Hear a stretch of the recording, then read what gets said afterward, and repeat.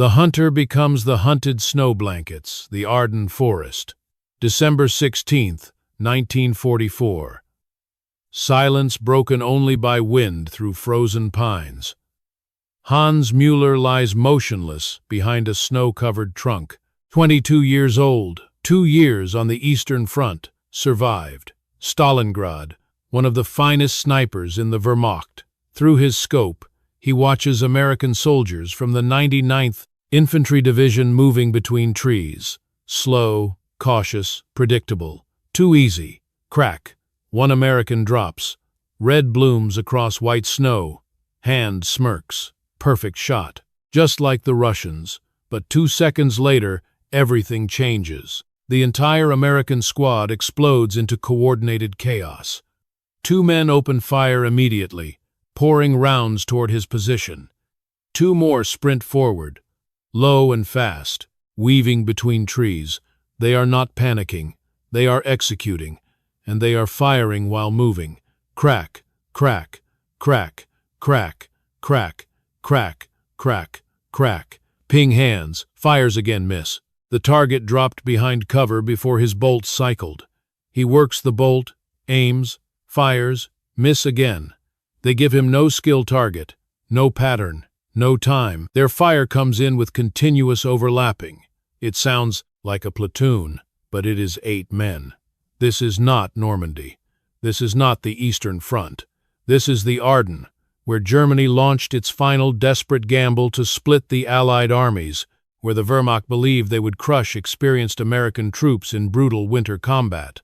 But in those snow-covered forests, Huns and dozens of elite German snipers began to realize something terrifying.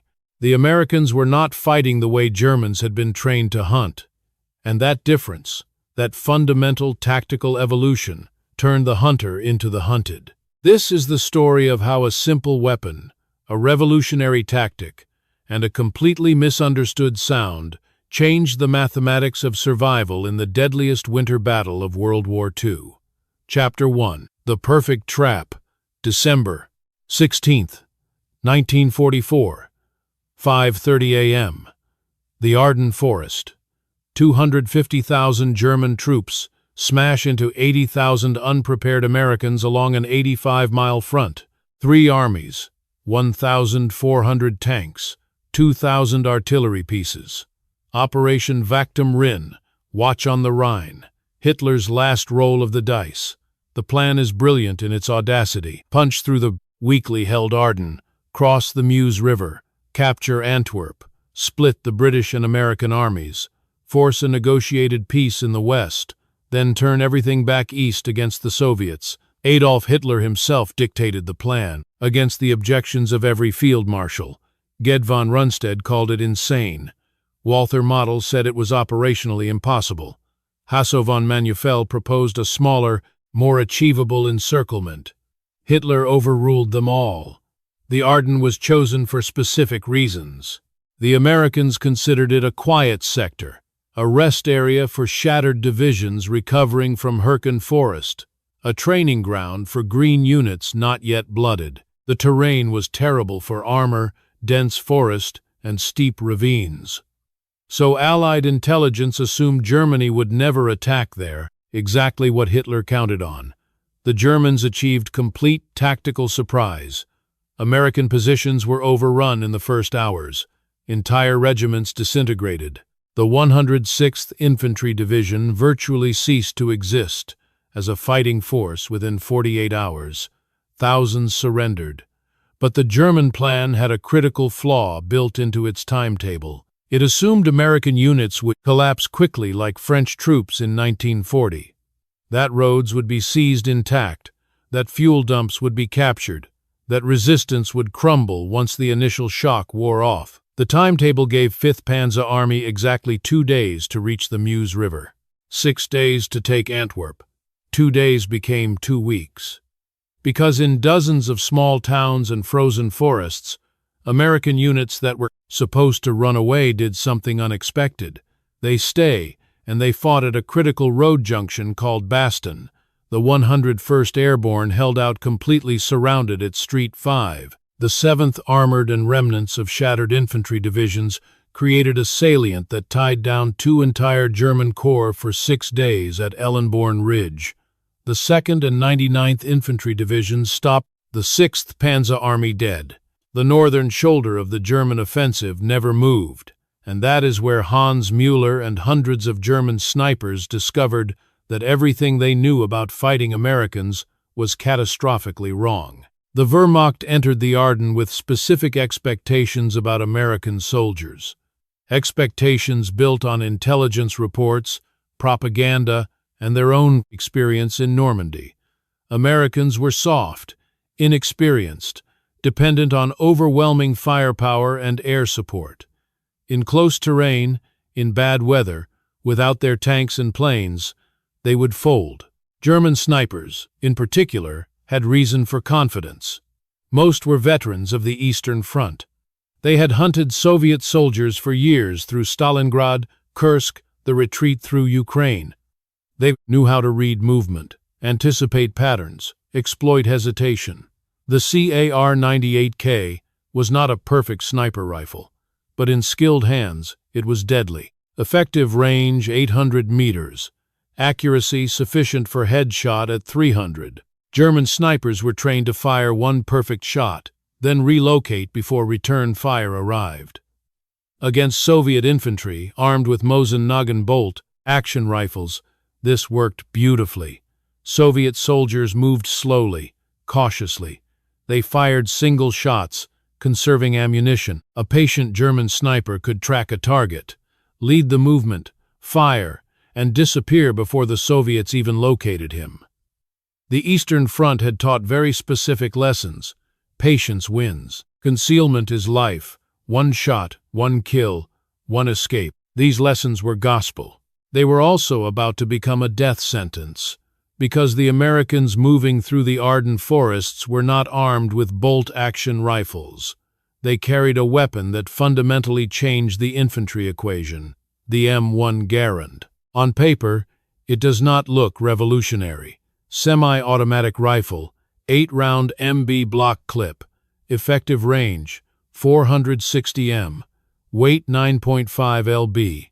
But those dry specifications concealed a tactical earthquake. Every American rifleman could fire 8 aimed shots without working a bolt, 16 to 24 rounds per minute sustained, 40 rounds per minute in short bursts. An entire squad of 8 men could put out over 150 rounds per minute. For comparison, a German squad armed with CAR-98Ks could manage maybe 60 rounds per minute. And that is if every man was firing as fast as possible, which meant zero accuracy. The Americans did not need to fire fast and wild. The Garand's semi-automatic action meant they could fire fast and aimed. General George Patton called it the greatest battle implement ever devised. That was not hyperbole. It was mathematical fact. But the Garand alone was not the revolution. The revolution was how Americans were trained to use it. Soviet doctrine emphasized mass, waves of infantry, central control. Individual soldiers were cogs in the machine. German doctrine emphasized individual excellence within rigid formations. The sniper, the machine gunner, the squad leader, each a specialist. American doctrine emphasized something different, decentralized, initiative at the lowest level. Every rifleman trained to think, move, and fight as part of a fire team. The core tactical unit was not the squad. It was the buddy team. 2 men, one fires, one moves. Continuous alternating cover, bounding overwatch, executed by privates without waiting for orders. The Germans had never seen anything like it, and they had no idea how to fight it. In the forests, north of the Bulge, along what would become known as Ellenborn Ridge, the 19th Infantry Division dug in. The battle babies average age 19, no combat experience. Exactly the kind of unit German intelligence said would break. They were about to write one of the most brutal defensive stands in American military history. Chapter 2. The machine that changed everything John Garand never saw, combat. Born in Quebec, immigrated to America, became a civilian engineer at Springfield Armory. Quiet, methodical, obsessed with one problem. How do you make a rifle that keeps shooting?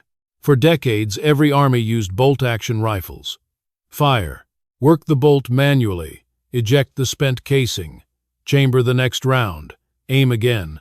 Fire. That fraction of a second between shots was when soldiers died. Garand eliminated it. His design used gas from the fired cartridge to automatically cycle the action. The shooter just pulled the trigger again and again, 8 times without stopping. The on-block clip system was genius. Instead of loading individual rounds, you loaded an entire 8-round clip through the top of the receiver. When empty, the clip ejected automatically with a distinctive metallic ping. Insert a new clip, keep firing. The Army adopted it in 1936. By 1941, production ramped up. By 1944, every American rifleman carried one. But a weapon is just metal and wood until doctrine makes it deadly. The U.S. Army spent the interwar years studying World War I. They saw the slaughter caused by massed infantry charges against machine guns. They saw how rigid European tactics turned battlefields into graveyards. They developed a different approach: fire and movement, decentralized control, small unit tactics based on initiative and speed. The 12-man rifle squad was organized around this philosophy. Squad leader. 2 fire teams of 4 men each.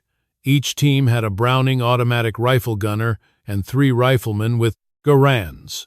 The BAR provided sustained automatic fire, 20 rounds, slow, cyclic rate, controllable.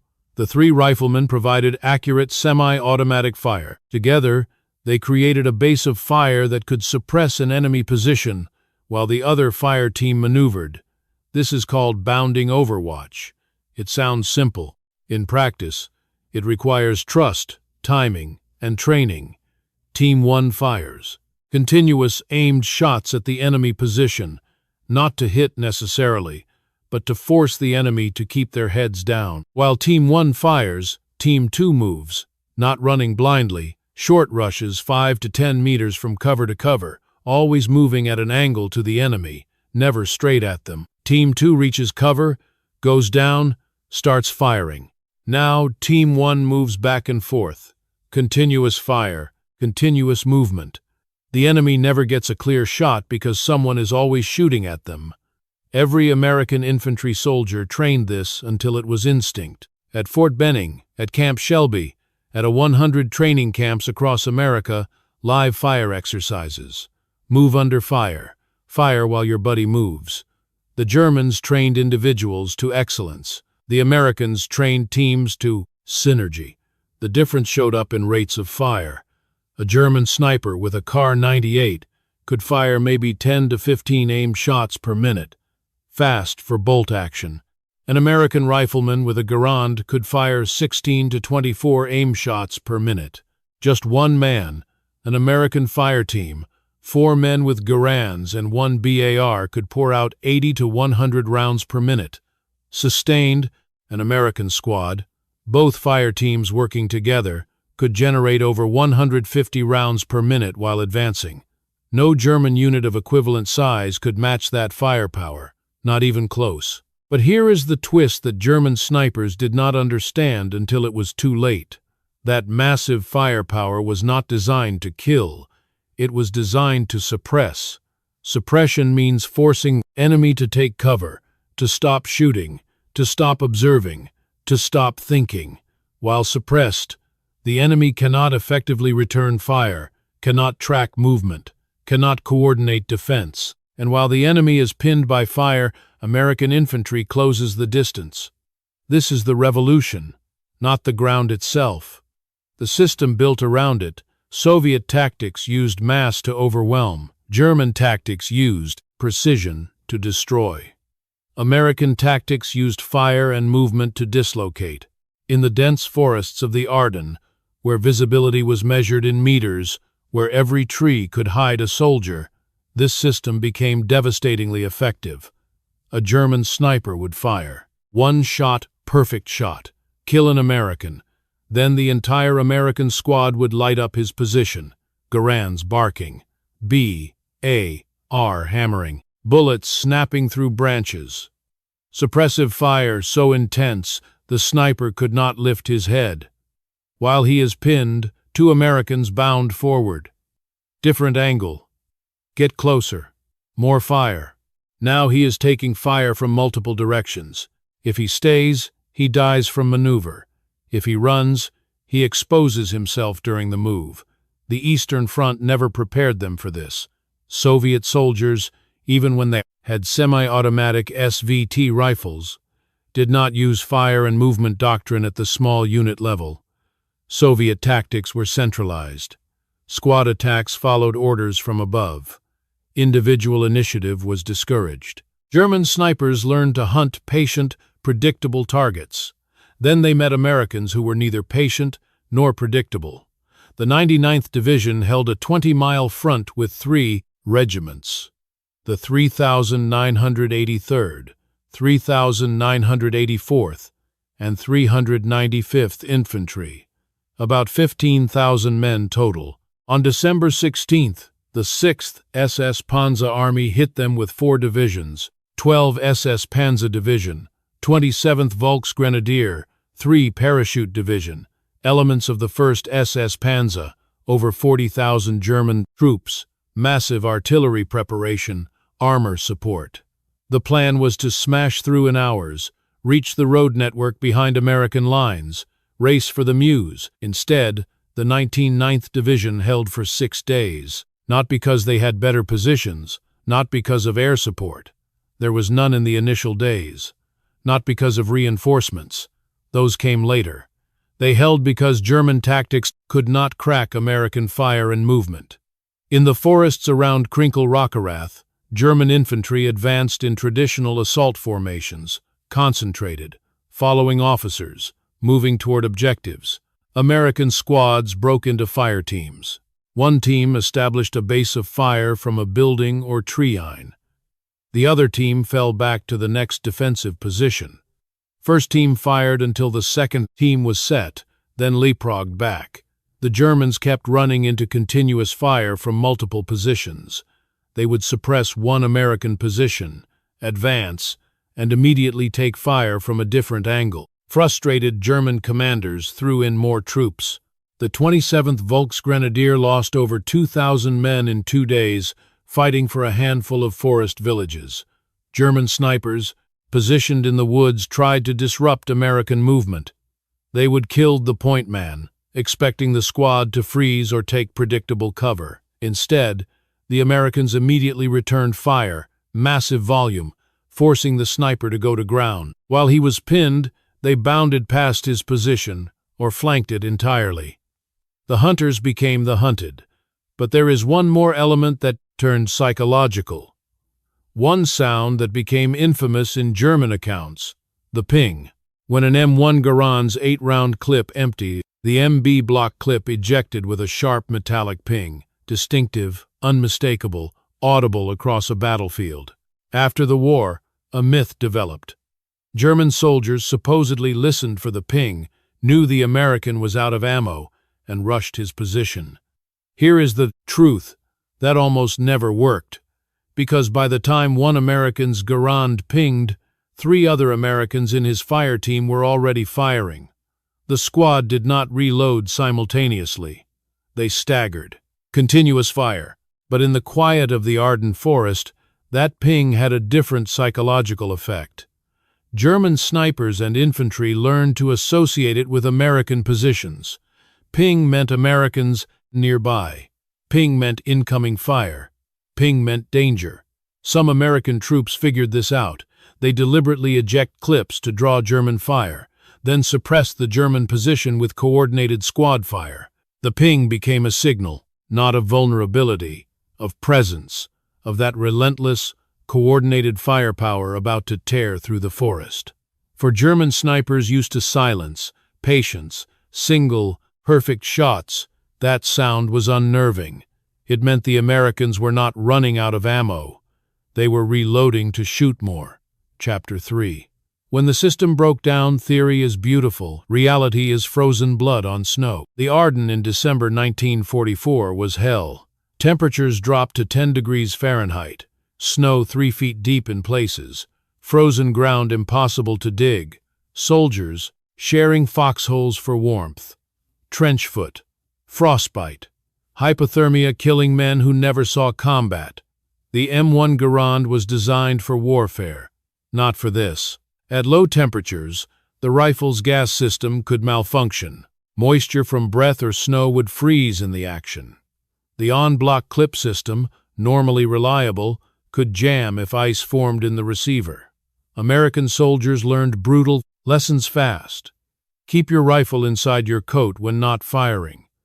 Body heat prevents freezing. Sleep with it. Never lay it in snow. Oil freezes at low temperatures. Standard Army lubricant turned to sludge below 20 degrees. Soldiers stripped oil from their weapons, ran them dry, or used graphite powder scred from supply. Ammunition was another problem. The Garand used on block clips 8 rounds, no partial reloading. If you fired 3 rounds and wanted to reload, you had to manually eject the clip, wasting 5 rounds or keep fighting with a half-empty rifle. In theory, soldiers carried bandoliers with multiple clips. In practice, frozen fingers struggled to load clips in combat. Thick gloves made it impossible. No gloves meant frostbite. The 99th Division learned to adapt. They preloaded clips and kept them in inner pockets for warmth.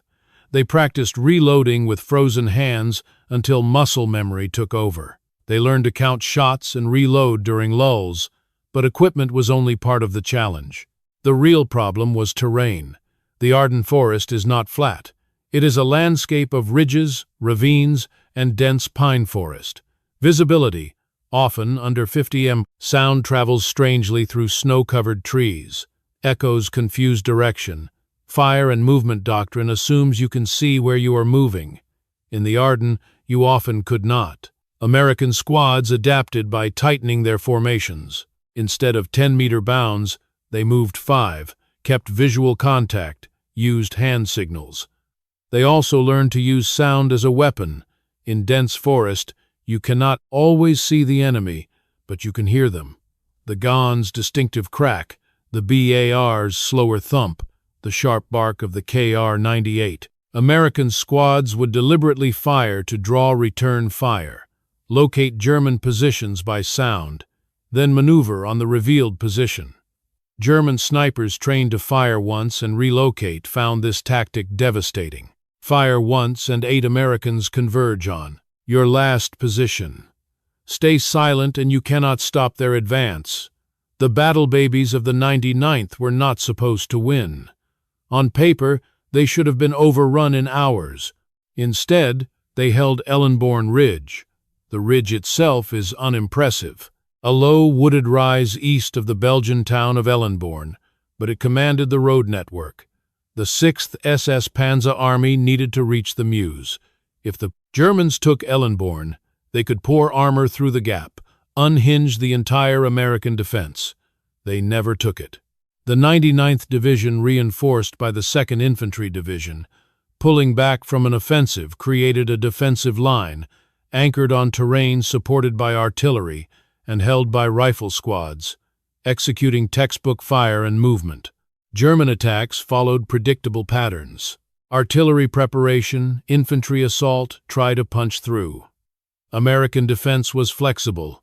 Forward positions would engage, inflict casualties, then fall back under covering fire to pre-prepared positions. The Germans would advance into another wall of fire, lure them in, bleed them, fall back. Repeat. The German timetable said should fall in 1 day.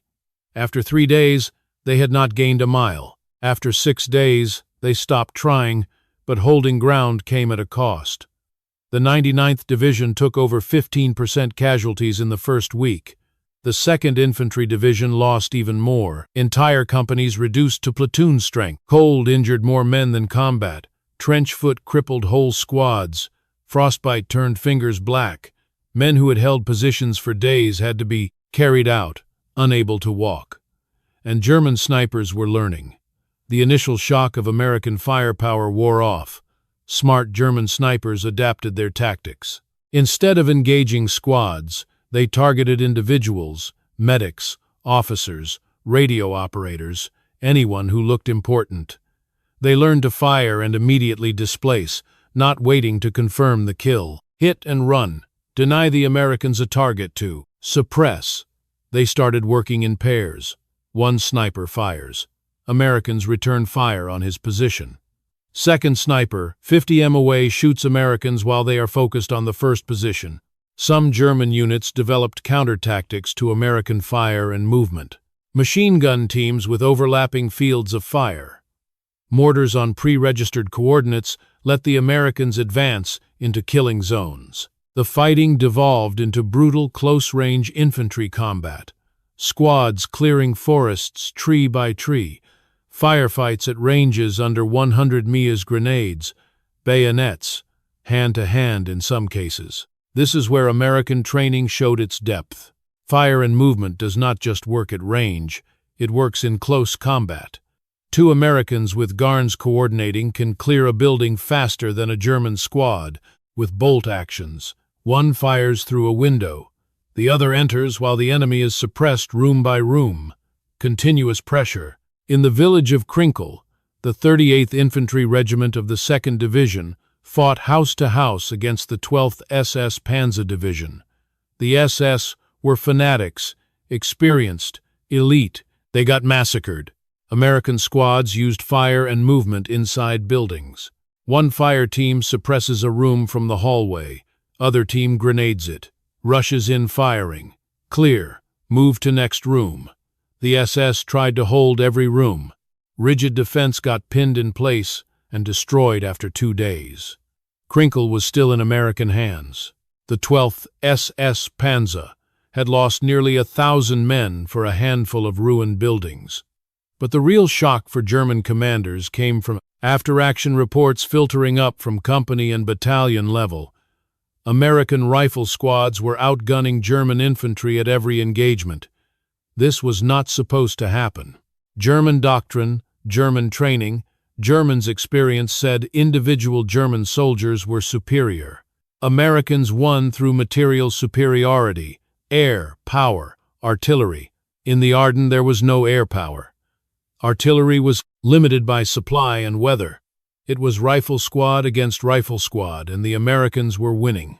A captured German officer from the 27th Volksgrenadier Division was interrogated on December 20th. He said American small arms fire was the heaviest he had experienced in the war, heavier than Soviet fire at Kursk. Think about that. The Eastern Front, where armies of millions clashed, where entire cities became fortresses, where the scale of combat dwarfed anything in the West, produced less small arms fire than American rifle squads in the Ardennes. The Garand and fire and movement doctrine had fundamentally shifted the tactical balance. But there was another element German commanders missed until too late: American artillery. The U.S. Army had developed a system called flash and sound ranging. Forward observers could call fire missions in minutes. Time on target missions could drop hundreds of shells simultaneously on coordinates. But the real innovation was in defensive fire. American infantry units would pre-register artillery coordinates on likely German approach routes. When German attacks came, they would fall back while calling artillery on their former positions. Germans advancing into abandoned American foxholes would get shredded by pre-planned artillery. This required trust between infantry and artillery. It required communication. It required training. The Germans had artillery. They did not have this level of integration. So, while German snipers and infantry struggled with American fire and movement, American squads could also call down thunder from miles away. The combination was lethal. By December 20th, the northern shoulder of the Bulge was static. The 6th SS Panzer Army had failed to break through. Elsenborn held. Street Vith was still contested. The German timetable was in ruins. And in forests throughout Ardennes, German snipers who had entered the battle confident and experienced were learning a terrible lesson. The Americans were not fighting like targets. They were fighting like a machine that poured fire, moved constantly, coordinated effortlessly, and never stopped coming. Chapter 4. The moment everything changed. December 23, 1944. The weather breaks for a week. Thick clouds blanketed the Ardennes. German forces advanced under cover of weather. Allied air power stayed grounded. On the 23rd, the skies cleared. 1,500 Allied aircraft launched. Fighter bombers, medium bombers, tactical air. They tore into German columns on every road. Trucks, tanks, supply convoys, anything that moved. The Luftwaffe tried to contest the air. They were outnumbered 10-1. German air superiority, which had dominated the first days, evaporated. But the air attacks, devastating as they were, did not decide the battle. The battle was decided in frozen forests by rifle squads most historians ignore. At a crossroads town called Street Vith, the 7th Armored Division and remnants of the 106th Infantry Division had held out for 6 days, completely surrounded, running low on ammunition, taking casualties from constant German attacks. The defense of Street V tied down the 5th Panzer Army's northern pincer. 2 corps, tens of thousands of German troops, all stopped by a few thousand Americans who refused to quit. On December 21st, Street Vith finally fell. The Americans conducted a fighting withdrawal. They did not break. They fell back in order. Squads covering squads, artillery supporting. The Germans took Swith. But by the time they did, their timetable was shattered. They should have been at the Meuse River. Instead, they were still 15 miles from it, having taken 6 days to advance 5 mi. The delay was catastrophic. It gave the Americans time to move reserves. The 82nd Airborne to the north, the 101st Airborne to Bastogne, the 3rd Army pivoting north in a maneuver German commanders thought impossible. But reserves do not matter if front-line units collapse. The 19th and 2nd Infantry Divisions on Elsenborn Ridge did not collapse. They bled the 6th SS Panzer Army white, and the weapon that made it possible was in the hands of every American rifleman. Hans Müller survived the Ardennes barely. He was evacuated on December 28th with severe frostbite and a wound to his shoulder from Garand fire. In a post-war interview archived at the U.S. Army Heritage and Education Center, he described his experience. He said the Americans fought differently than any enemy he had faced. Soviet soldiers were brave, but rigid. British soldiers were professional, but predictable. The Americans were aggressive, adaptable, and their firepower was insane. He specifically mentioned the sound of Garand fire, not the ping, the continuous crack-crack that never seemed to stop. He said it felt like fighting an entire platoon when it was just a squad. He was not alone in that assessment. After action reports from German units across the Ardennes mention American small arms superiority repeatedly, not American numbers, not American armor, small arms. The Rifle Squad's General Lieutenant, Fritz Bohlin, commanding Panzer Division, said in interrogation that American infantry fire discipline exceeded German standard. This from a veteran of North Africa and Normandy, Hasso von Manufel, commanding 5th Panzer Army, admitted in post-war interviews that American infantry fought better in defense than German intelligence predicted. He specifically cited firepower and tactical flexibility. These were not minor officers. These were Army-level commanders acknowledging that American rifle squads were tactically superior. The German General Staff had built the Ardennes offensive on assumptions. Americans were inexperienced. Americans were soft. Americans depended on material superiority. Strip that away, hit them in bad terrain and weather, and they would fold. Every assumption was wrong. The Americans did depend on material superiority, but the material was the Garand, and the superiority was real. The critical moment came on December 26th. The weather had cleared. Allied air was massacring German columns. Patton's 3rd Army had broken through to Bastogne. The German advance was stalling across the entire front. Hitler ordered a renewed offensive. Take Street Vith, break through to the Meuse. ignore the flanks. German commanders knew it was hopeless. They attacked anyway. The attacks failed everywhere. At Ellenborn, the 6th SS Panzer Army could not gain an inch. At Bastogne, attacks against the perimeter were shredded by American artillery and small arms fire. In the center, the 5th Panzer Army's spearhead, 2nd Panzer Division reached the closest point to the Meuse, then was cut off and destroyed. By January 1st, the offensive was over.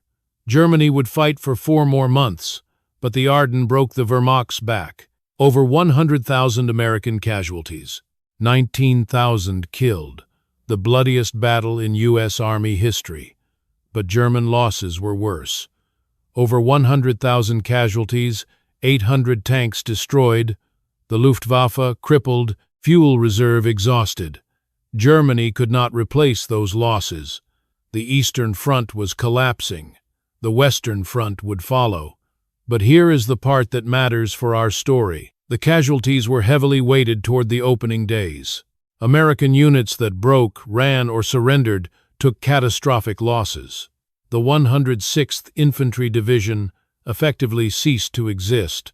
Units that held, that fought, that used fire and movement doctrine took losses, but survived. The 19th Division held 1,500 casualties in 6 days. Terrible. But they held their ground and bled an entire German army. The difference was tactical. The difference was training. The difference was the Garand and the doctrine built around it. After the Ardennes, the American advance into Germany became inevitable, not because of numbers or logistics alone, because American infantry had proven they could beat German infantry in the worst possible conditions. The myth of German tactical superiority died in the forests of the Ardennes, and it died specifically because German snipers and infantry discovered they could not kill Americans fast enough.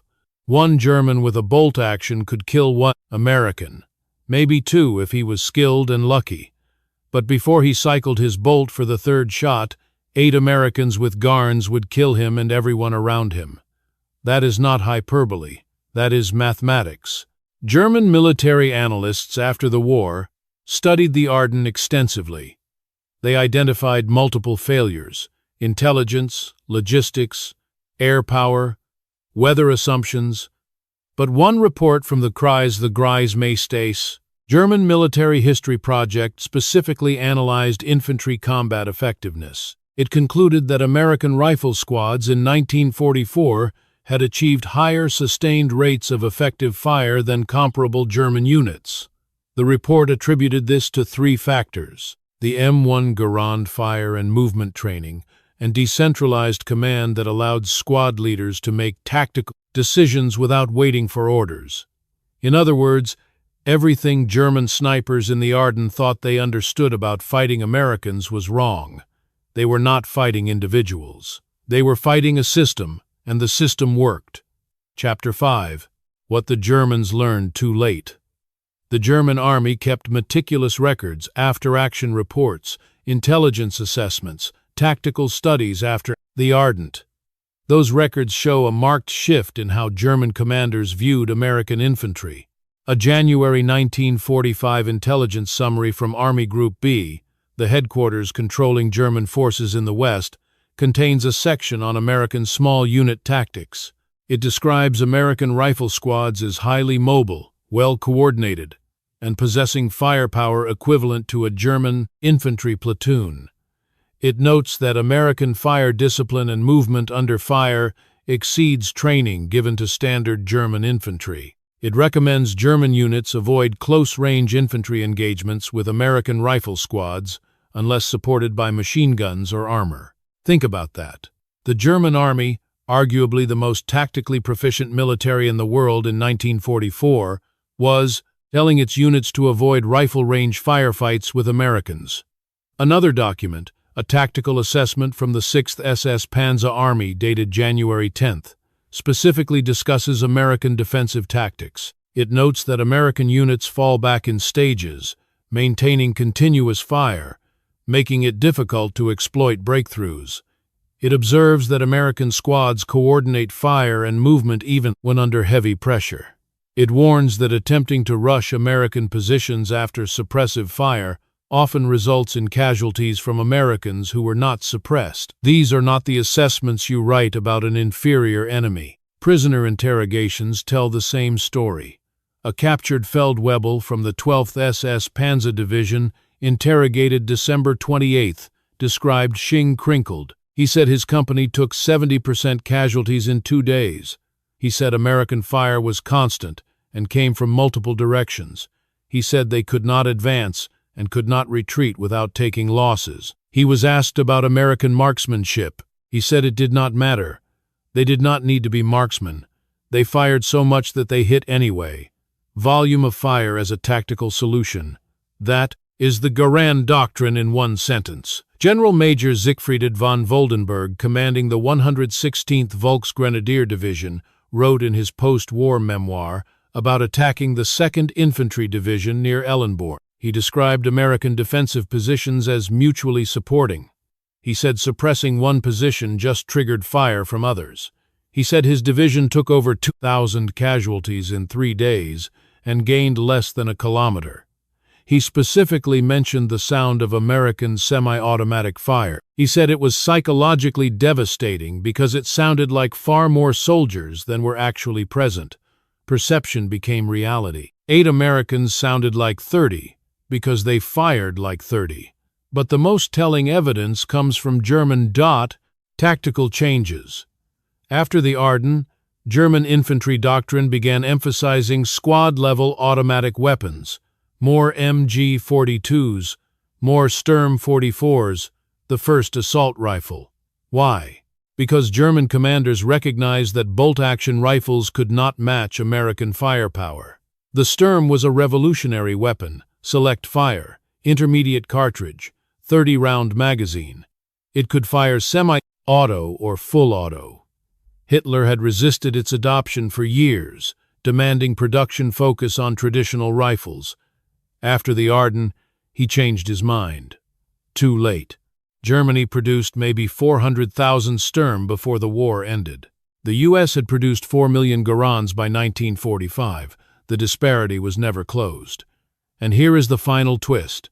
Post-war NATO standardized on semi-automatic and automatic rifles. The FN file, the M14, eventually the M16. Every modern infantry rifle traces its doctrinal lineage to the Garand. The Soviets adopted the S, KS, and AK-47, semi-automatic and automatic. Influenced by captured Stern-Guava, yes, but also by Soviet experience fighting Germans who had fought Americans, the bolt-action rifle disappeared from frontline infantry service. Because the Ardennes proved conclusively that sustained fire beats precision fire in infantry combat, 1 perfect shot kills 1 enemy. 10 adequate shots kill 10 enemies and suppress 20 more. German snipers were trained for perfection. American riflemen were trained for effect. Effect 1, the lesson that changed warfare. So why were German snipers terrified by the way U.S. soldiers moved in the Ardennes? Because everything they knew was wrong. They expected slow targets. They got squads moving in coordinated bounds. Fire and movement never still long enough for a clean shot. They expected bolt-action fire rates. They got semi-automatic violence. 8 rounds as fast as you could pull the trigger, reloaded in seconds. They expected individual soldiers. They got fire teams that functioned like organisms, suppressing and maneuvering simultaneously. They expected the ping to mean vulnerability. It meant reloading, which meant more fire was coming. The Garand alone did not do this. Plenty of armies had semi-automatic rifles. The Soviets had the SVT-40. The Germans themselves had the GA-43, but no army built an entire infantry doctrine around the semi-automatic rifle except the United States Fire and Movement, bounding Overwatch, decentralized initiative. These were not new concepts, but the Americans trained every rifleman to execute them, gave every rifleman a weapon that made them viable, and created a system where 8 men could fight like 30. In the Ardennes, that system faced its ultimate test. Bad terrain, bad weather, outnumbered, surprised. Every advantage Germany except one, the American rifleman with his Garand. And that was enough. The Battle of the Bulge was decided by many factors. Allied air power once the weather cleared, American artillery, German logistical failures, Hitler's strategic delusions, but at the tactical level, in the forests and villages where soldiers actually fought and died, it was decided by rifle squads. German snipers entered the battle as hunters, elite, experienced, confident. They left as survivors, if they were lucky, because they learned the hard way that the Americans were not prey. The Americans were a swarm that moved fast, shot faster, and never stopped coming. Hans Müller survived the war, returned to Germany, lived until 1998. In his interview, he was asked what scared him most during the war. Not Stalingrad, not the Soviet winter, not the collapse of the Reich, the sound of Garands in the Ardennes forest, the knowledge that you could not kill them all, that they would keep coming, that your perfect shot meant nothing when 8 men were firing back. That is the lesson of the Ardennes. Technology matters. The Garand was superior to the Kar 98K. That is just fact. But technology without doctrine is just expensive metal. The Garand mattered because the U.S. Army built an entire tactical system around it. Training matters. German snipers were individually skilled. American riflemen were systematically coordinated. Adaptation matters. The 19th Division was green. They learned under fire. They adapted. They survived. And above all, never underestimate an enemy based on outdated assumptions. Germany entered the Ardennes believing Americans were soft, inexperienced, dependent on material superiority. 2 of those were wrong. Americans were not soft. They were not incompetent, but they absolutely had material superiority, and they knew how to use it. The last great German offensive of World War II failed, for many reasons, but it failed first in the frozen forests north of the Bulge, where rifle squads with Garands stopped an army. The hunters became the hunted, and the ping became the sound of American victory.